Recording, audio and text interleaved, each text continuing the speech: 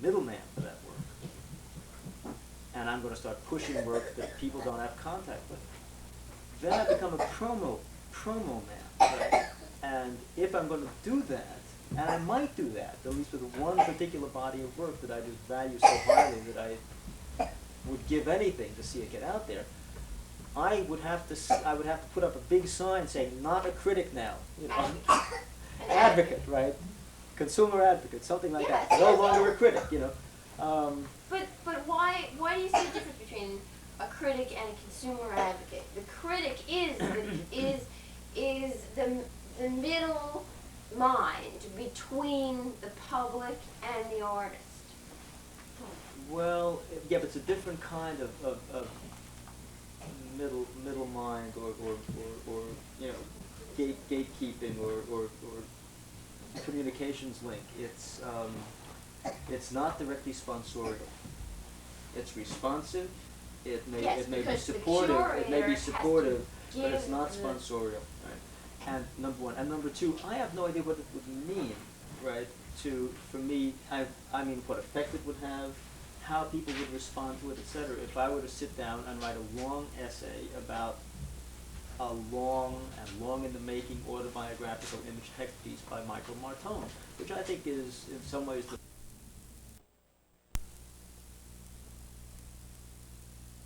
looking at this, you know, maybe that's more useful. But at that point, I would almost have to say I could never write about this as a critic once I do that, right? Because then my relationship to it as a critic has been, in a sense, contaminated by my involvement with it on a sponsorial level. Why is that true? I don't understand it. Because it's different, and because I am then so involved with the work and with putting myself behind that work, that I can't distance myself from the work to take a clear look at it once it gets published as a critic. That distance happened before you put that work out. Yeah, but it would be, if not in fact, in appearance, contaminated.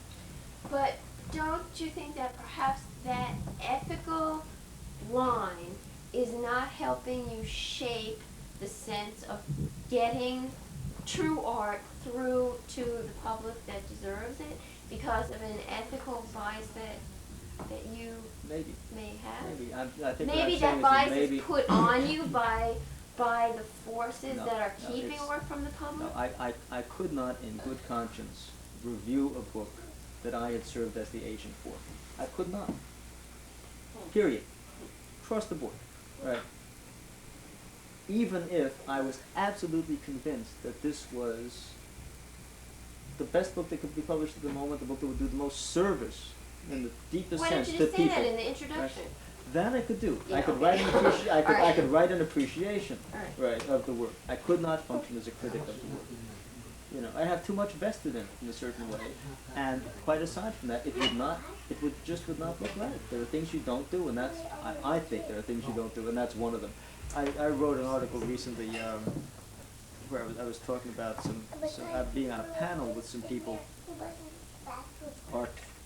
they're part of the East Village art scene, and in the course of this panel, they announced that they not only wrote, they write together as critics. They not only wrote, they curated exhibits.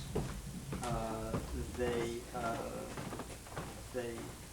represented artists. Right, and they sold the work, right, of the artists that they wrote about critically, and they did everything except make the art themselves. I mean, they curated museum shows, they curated gallery shows, they served as agents for the work, they interviewed the artists, the whole thing, and they announced this with great aplomb as just. That's how it's done. And I looked at this with my old-fashioned horror, right? I mean, that's how it's done. How can you possibly function as a critic in regard to work that you are marketing in the most literal sense, right? But that to me, that they are 100% behind that art.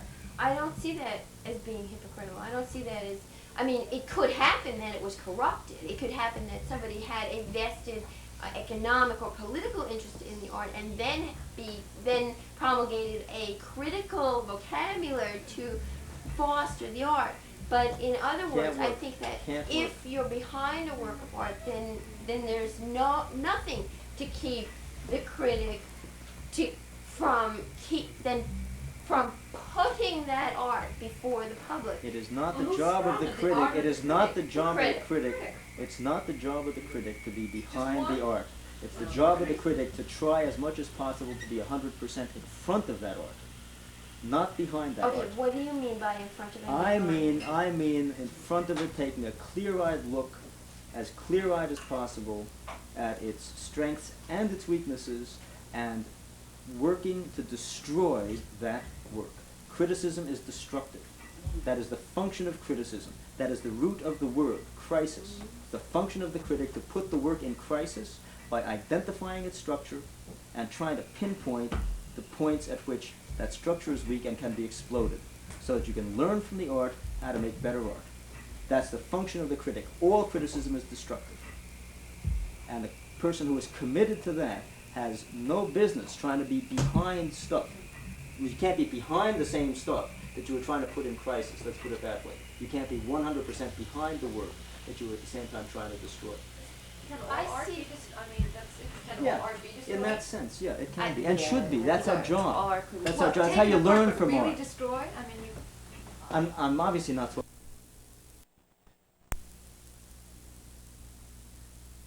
Perhaps sometimes they can't articulate that. And the art, for me, seems to come from, art is everywhere. And certain individuals, because their creative energy is able to take it out from that and show you that it is there, because it seems to be everywhere. It's like, I saw a show in here not too long ago, and it was a show.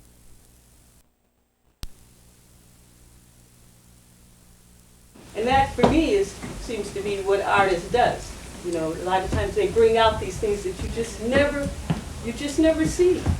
The average person just never see, which to me is a very important thing to introduce the artistic value of the nature, or just the culture in itself to people.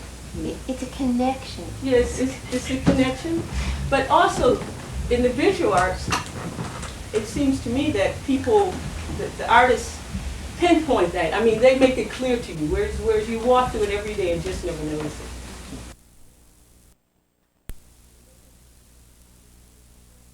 Maybe there'd be other people who would object to that set of priorities that's built into that decision. But I think we can look at most corporately sponsored projects and say that they are going to look for the uncontroversial. They are going to look for that which in some way or another enhances the idea of the corporate state, or the attitudes that underlie the idea of the corporate state. The present is very ephemeral. I think that what you're saying about the present is very true, and I think that most of us here would agree with what's happening with corporate art. But it's just a passing thing, and I think that continuing on. Passing thing, it may get worse. It may get worse. So stop paying attention to it, and look for where the meaning is for you as a consumer of But don't art. you think it happens, that's a big level, but it happens all the way down on smaller levels, so that, when you think about it, it's pretty stupid that photographs should be commodified.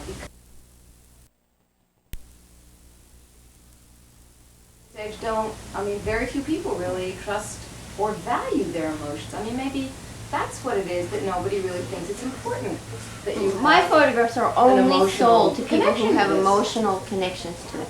Well, I- yes, but There relative are to how enough. many- There are a number of them, and I think that once there is some type of impetus from people that have direct, true emotional connections to the work, willing enough to shell out $200 for a print, then that $200 can allow a photographer to bring out editions of other works that they could not otherwise afford to do, or help pay for editions of books or things like that.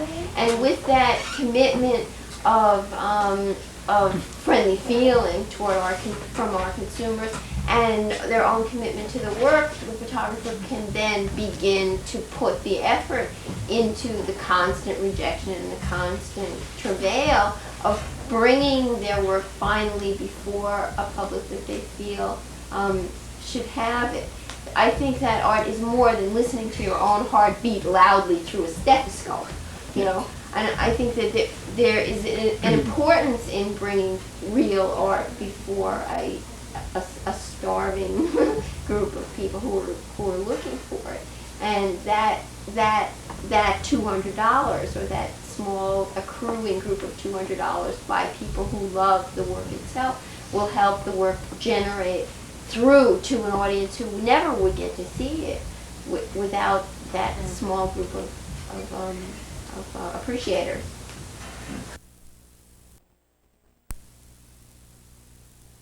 See, I think, just to pick up on this, that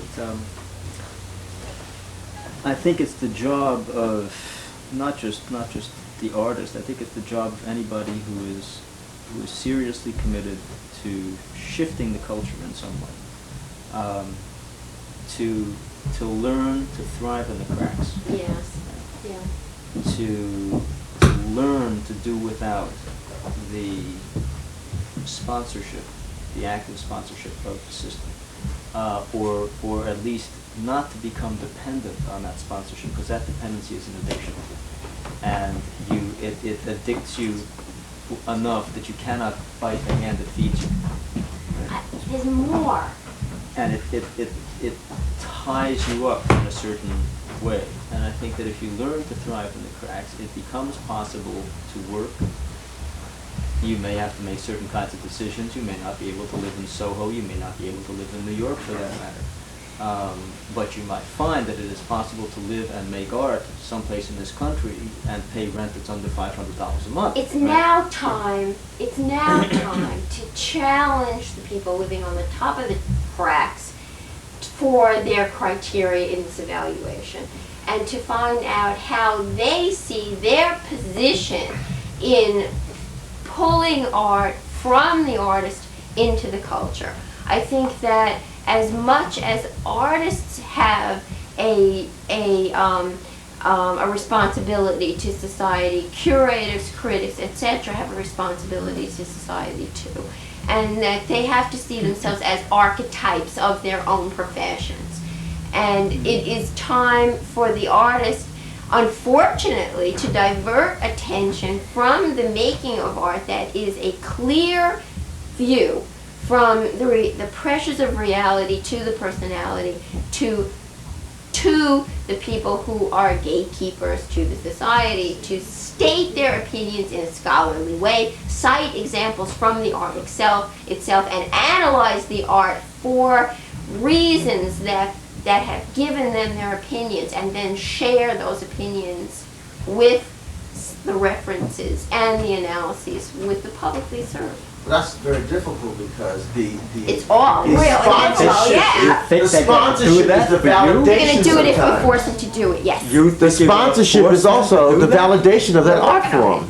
I'm sorry. No, I'm just saying that the sponsorship is the validation of that art form. Where when somebody walks in here and says, I will spend $200 on a print because that person has 5 NEA grants or a Guggenheim, or him or her has shown in the Met. Now what about someone who don't go after that?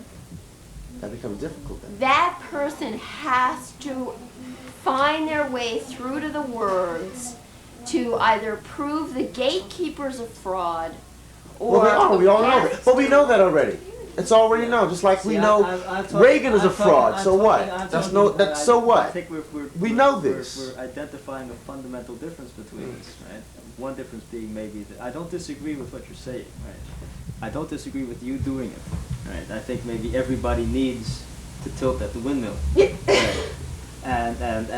And you know it's a windmill when you tilt that. If Quixote didn't know that was a windmill, he was just a stupid old man, right? Right? So you know it's a windmill. He knew it wasn't a knight, right? He was doing it for the sake of the romantic gesture, right? And you have to tilt at that windmill for the sake of the romantic gesture, and you have to do it with your whole heart. But maybe it's not till after you've done it for a while that you come to realize that that windmill is going to stand, right? And that what's left after you've done that necessary tilting is saying, I think, this is maybe the difference in where we are at this juncture, is saying that maybe the answer instead is trying to marry work that is simply not going to get that kind of support with its own true audience, whatever that might be defined as, and forget all this other stuff, and not try to do it by what might be the romantic idea, but the unfulfillable dream of trying to get that work shown at the Museum of Modern Art. I think that sour grapes is bad nutrition. Doesn't feel like, no, I don't mean the sour grapes. It doesn't feel that way now, but now that's not meant to sour grapes. I hope it doesn't sound like that to This you is or actually, this anybody. is mail art. Mail art. M-A-I-L. M-A-I-L, M-A-I-L. Mail art Okay, is yeah, directing okay. individual works Okay, to yeah. individual Yeah, people. all right. And Yeah. I think that, I agree with you, I think Yeah. that Or this is directing the a group time of people to a particular individual body, but a individual specific group of people. people, but a specific group of people. Yes, it's very hard, it's like, No, I'm serious, how do you find them? Because I think I run into enough people, for example, who ask me, you know, what I think is meaningful right now, what work is nourishing me. People who clearly have some sense of who I am, or at least who I am in my writing. So I'm some kind of touchstone.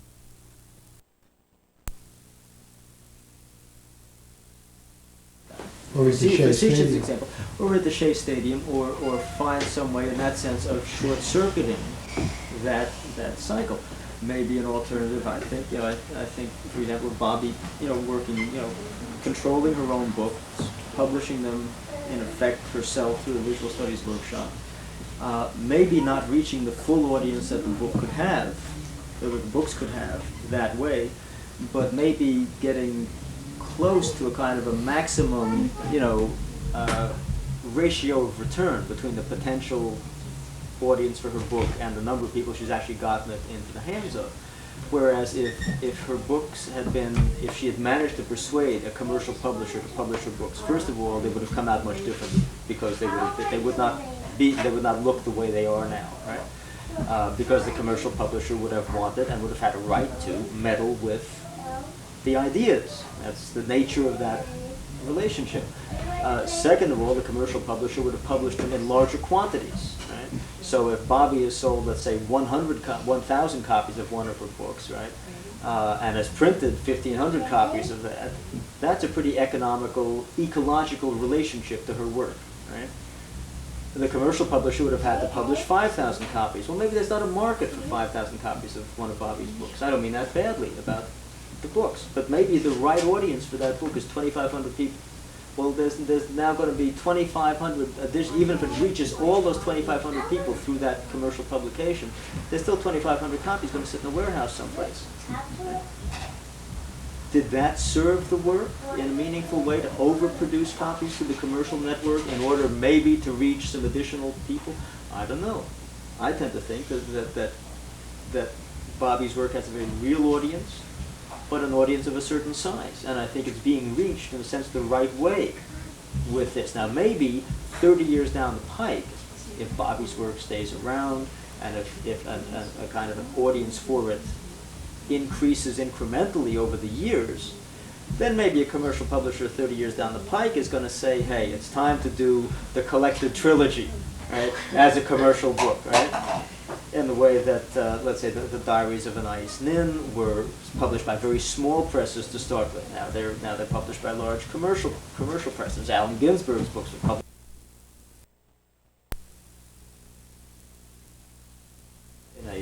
in a selfish sense. I mean, assuming that your work is intended as some kind of instrument of dialogue, right? However we might define that further, right? But assuming that it's intended to communicate to other people something very specific that matters to you, right? I think you got to recognize there are a lot of people who don't give a shit. A lot of people don't want to be communicated to. They don't want to get in a dialogue with anybody. They don't want anything like that. they just want to have fun, you know. And something that makes serious demands on their time is not fun. And so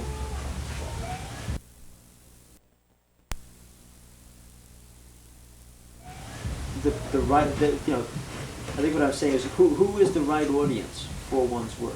That's really a question, I think, that artists don't ask themselves enough, that writers don't ask themselves enough, that critics don't ask themselves enough. Who is, in fact, the audience for what I have to say? Any human being that you have passion for.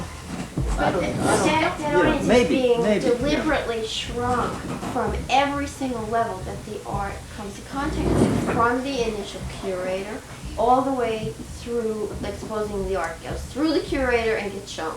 Okay, then the critic, in defining the criticism as only the negative aspects, which I found a real shock in this discussion, because when I write criticism too, although I'm more new at writing the criticism, I try to point up all of the facets of the work which do succeed and which don't succeed, and in fact I don't even do that except with students. I define the work in criticism and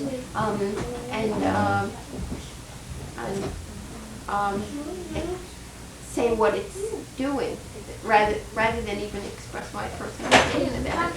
But at every instance, if the art has reached some level, not to have true art pass through that level, I think it's a tremendous disservice to society, and in fact will shrink the audience closer and closer and closer to receive, until the point is reached where the audience will only receive what it expects, in which case, I mean, the art is completely dead because the soil has been sterilized.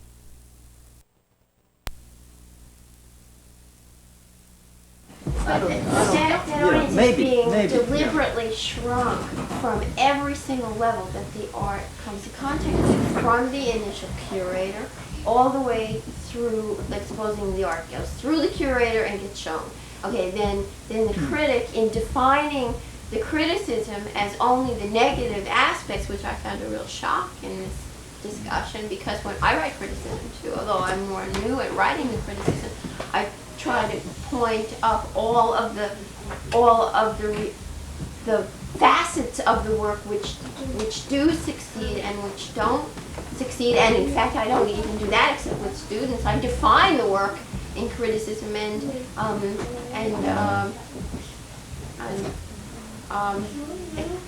say what it's doing, rather than even express my personal opinion about it. But at every instance, if the art has reached some level, not to have true art pass through that level, I think it's a tremendous disservice to society, and in fact will shrink the audience closer and closer and closer to receive, until the point is reached where the audience will only receive what it expects, in which case, I mean, the art is completely dead because the soil has been sterilized, so that only what is expected to come up will come up and everything else is weeds.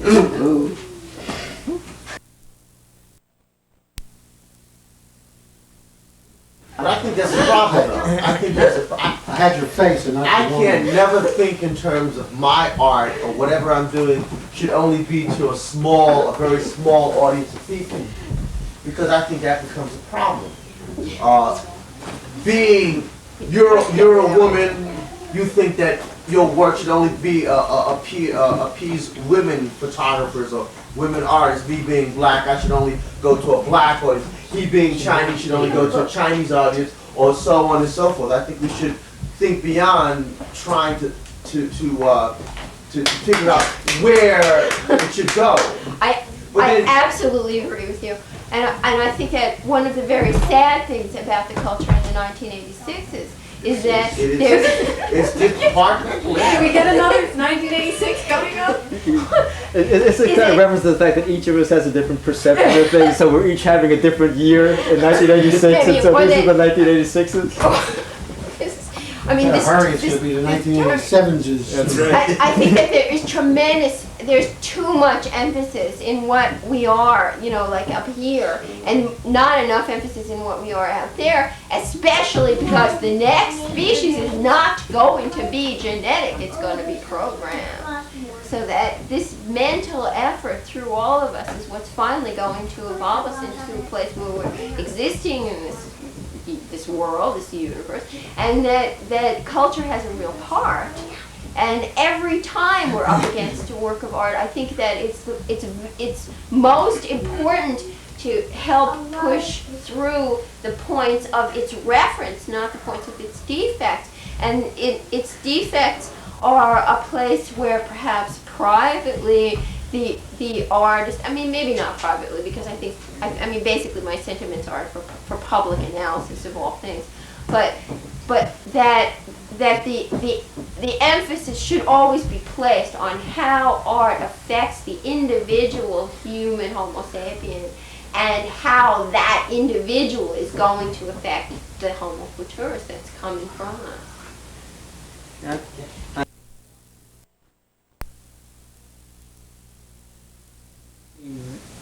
At variance with it, there is possibilities, I think, for subtleties to have dramatic approaches.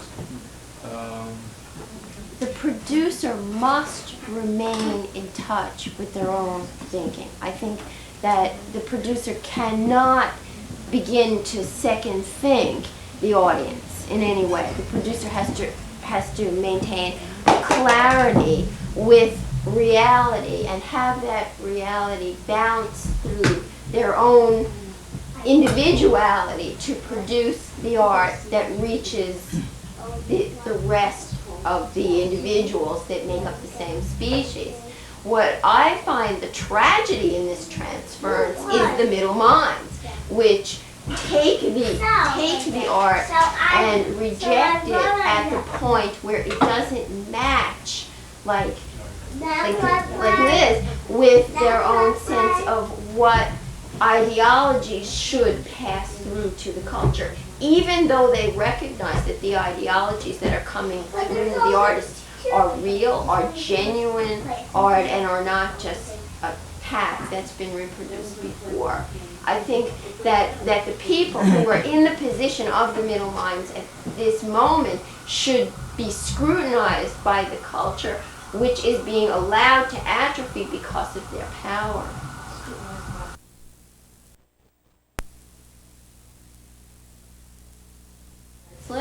But in my case, part of the reason that it's being allowed to transfer is that I've done my own criticism. I wrote an introduction to my pamphlets, I wrote an introduction to the books that I've written, I wrote along with the photographs, and I've helped an analysis of the work come through. There's a pamphlet, this pamphlet, an outline of the artist's own notes on the structure and meaning of Clues to Myself. I mean, you know, here it is. If you can't understand it, I'll explain it for you. But there aren't very many artists that can do that. It is not the province of artists to do that. I defended that position very carefully and heartily in a response to a review in Art Week 11 years ago, where the critic denigrated a body of work because the artist couldn't explain its meaning. I thought that was ridiculous. The artist does not have to explain the meaning, even though within the 10 years past that I went on and was able to explain my own meaning. I'd even go further and say that the artist can explain the meaning. I think some artists can. I'm not disagreeing with your interpretation of your work. I'm just saying that that's not necessarily my interpretation of the work or anybody else's. There just weren't any other interpretations being offered. That's how you offered your own. That's fine. But what I'm saying is that it's not only that the artist can't or isn't obligated to offer an interpretation. It's that it's at that point it's just another interpretation, and it's no more weighted or. You know what bothers me?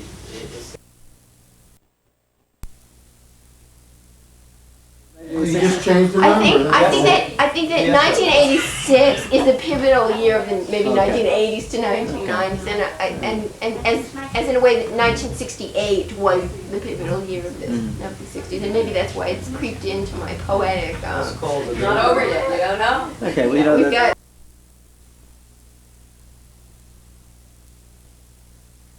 quiet and feedback. as subtle as Barbara's work. But at the same time, I mean, it's like, I want the work to go out to more people. I think that the Guggenheim Foundation has to be challenged. I'm doing a piece this spring as a performance piece. It's called Guggenheim Beggar. And I love it. I love it. Do I get to come and drop something in your cup? yes, of course.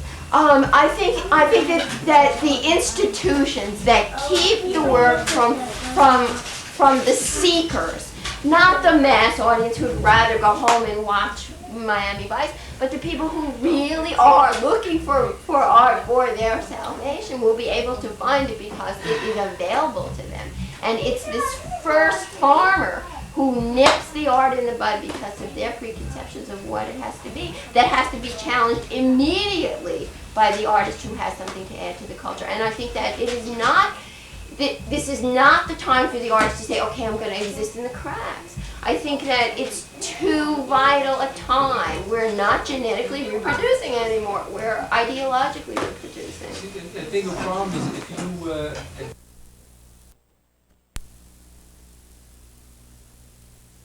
also respond as an individual. Yes, but the artist can only do so much. But what you're saying is The the critic artist can has to only do approach so you much. with a mass psychology. No, with a mass. Not everybody has your your feistiness, or I mean, you know, The it's all difference most is- people can do to exist in the cracks, let alone take on John Sarkowski. The differences between typological and populational thinking are often as subtle as they may be profound. Many biologists are completely unaware of these differences. Yet Meyer is right that virtually every major controversy in the field of evolution has been between a typologist and a populationist. To a typologist, the diversity of living individuals is illusory. Individuality is an accidental deviation from the one real, constant, and unchangeable type of the species to which the individual belongs. It is the basic species type that a scientist should endeavor to discover and to understand. To a populationist, concretely existing individuals, not types, are the biological entities. Individuals may even be the ontological entities. The differences between individuals must be investigated, not ignored, and explained, not explained away. This is from a textbook called Genetic Diversity in Human Behavior. So I think, this is a textbook called Genetic Diversity in Human Behavior. So I think as an artist, there is an attempt to reach the core of the species with all the work through the individuality of the artist. That individuality is almost universals. yeah. Well, you know, The human condition, whatever happened to the human condition? It's being cut by the gatekeepers who are seeing their individuality as a species.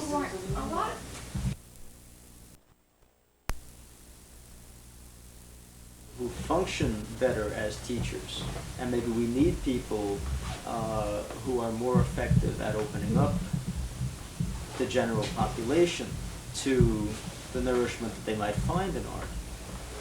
But I don't think that's the obligation of the artist to do, right? Yeah, but then that's giving the artist a limited function. No, the artist can choose to do that, right? If he or she wants to, right? You can go down in the Warsaw Ghetto praying, or you can go down with a gun in your hand. Don't you think sometimes they can even be mutually incompatible in that one of the things that makes an artist, that compels an artist, is by nature obsessive, and so I know as a photographer, I feel guilty about not liking, just tuning off to a lot of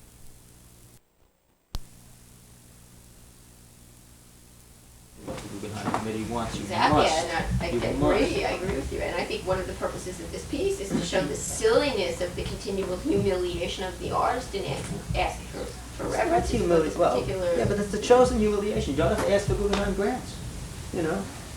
It's true.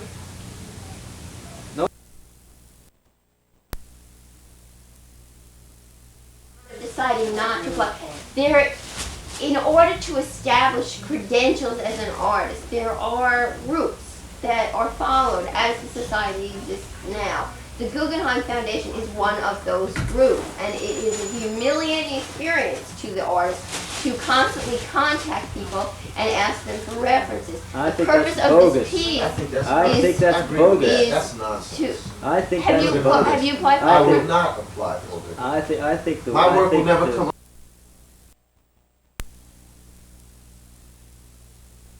I think that's bogus. is That's nonsense. I think Have that's you, bogus. have you applied for I it? would not apply for it. I think the My I work will think never the- come up to what they look for in a Guggenheim. I think what validates you as an artist is that your work matters to some group of people beyond your immediate family and maybe your circle of friends. That it Family. matters to I some mean, people. dare show my That work, it you're matters right. that your Family. work matters to some people who don't know you, right? What, And but that- how do you get them to see it?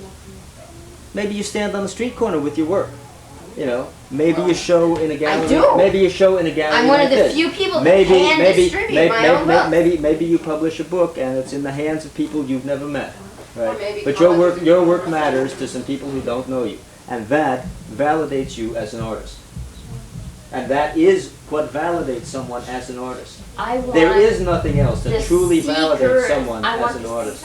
the people who are looking, the For people your who are work. looking for my work to be able to find it. You're living in a nation, Barbara, of 100 million plus people.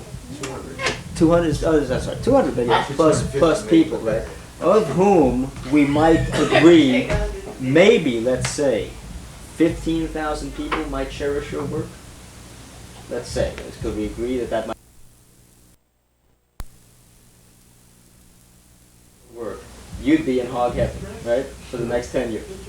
Well, If I was still responding to that well, work, do you think that there's any system, we have no system of transmission and communication of material at this point, that could get your work into the hands of the specific 15,000 people out of 200 million who we might agree need that work, or to whom it might really prove valuable? There is no system. The Guggenheim is not such a system, the Museum of Modern Art is not such a system, the NEA is not such a system, right? And in fact, they may be the anti-system. The people who are exactly, involved in that's those systems, exactly my point. those people That's who are involved in exactly my those point. systems and who are The responsive to the middle work that's sponsored by level those systems. is keeping the work from the people who need I it. know you're not hearing me.